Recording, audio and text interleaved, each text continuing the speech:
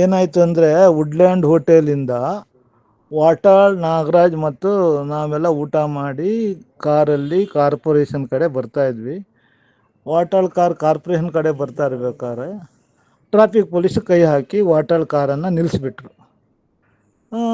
Traffic ಪೊಲೀಸಿಗೆ ಗೊತ್ತಿಲ್ಲ ಅಲ್ಲಿ ವಾಟಾಳ್ ನಾಗರಾಜ್ ಕಾರಲ್ಲಿದ್ದಾರೆ ಅಂತ.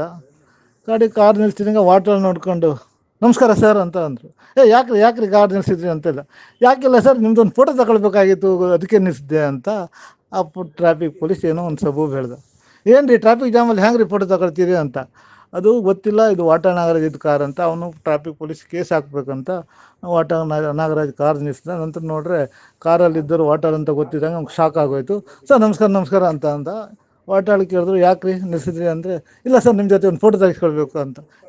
ಹೋಗ್ರಿ ಫೋಟೋ ಇಲ್ಲ ಏನಿಲ್ಲ ಅಂತ ಹೇಳಿ ವಾಟಾಳ್ ಹಾಗೆ ಹೊಂಟೇ ಬಿಟ್ಟು. ಫೋಟೋ